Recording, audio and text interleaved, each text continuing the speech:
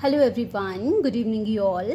Congratulations firstly, क्योंकि अच्छा result आया है जिन स्टूडेंट्स का उनके लिए कंग्रेचुलेशंस, एंड कुछ स्टूडेंट्स का बैड रिज़ल्ट आया है उनके लिए भी मैं आपको कुछ ना कुछ बोलूँगी डेफिनेटली। तो फर्स्टली जो रीअपियर स्टूडेंट्स का रिज़ल्ट नहीं आया अब तक उनका भी रिज़ल्ट आ जाएगा, so do not worry about. And one more thing, कुछ स्टूडेंट्स ऐसे हैं जिनका मतलब पूरी क्लास का रिज़ल्ट आ चुका है लेकिन उनका खुद का रिज़ल्ट नहीं आया, राइट। तो उन केस में भी आप अपनी आईडी चेक करते रहो, और क्योंकि हर बार ऐसा हो जाता है, किसी ना किसी स्टूडेंट का रिज़ल्ट डिले हो जाता है। ओके, तो कोई टेंशन की बात नहीं, आपका रिज़ल्ट अच्छा ही आएगा।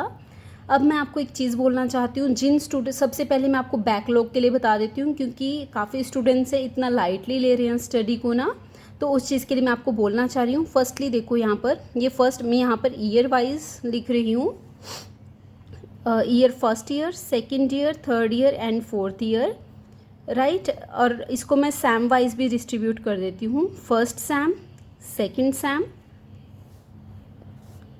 This one third, fourth, fifth, sixth, right, और ये सेवन्थ सैम एंड इधर एट्थ सैम, राइट।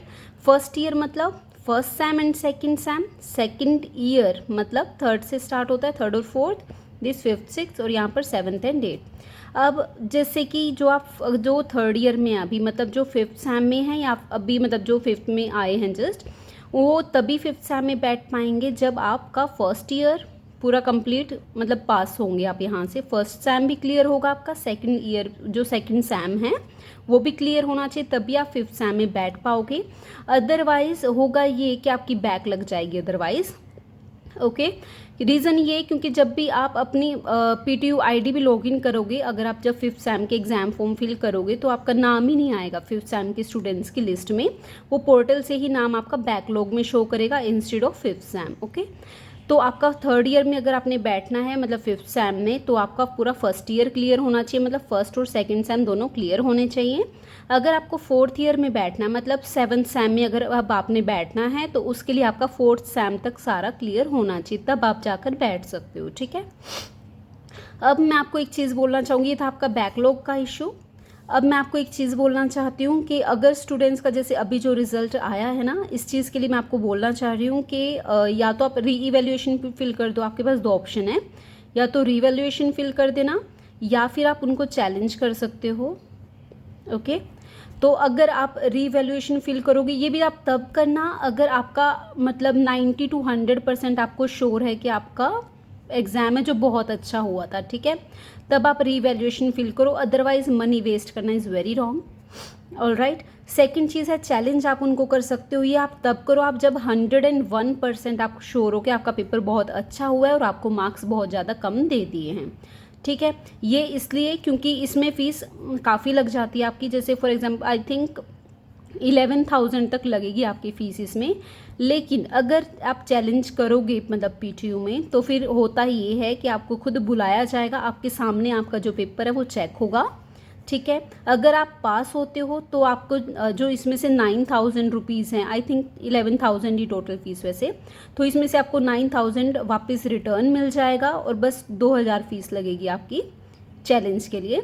लेकिन अगर आप हो जाते हो फेल चैलेंज के बाद भी, मतलब आपके जो मार्क्स हैं वो फेल ही हुए, पास नहीं हुए, राइट, उस केस में क्या होगा, आपकी 11,000 चले जाएंगे। तो इसलिए मैं बोल रही हूँ 101% अगर आपको है कि मेरा पेपर बहुत अच्छा हुआ था, तो आप चैलेंज फिल कर सकते हो, यहाँ पर चैलेंज कर सकते हो उनको, ठीक है।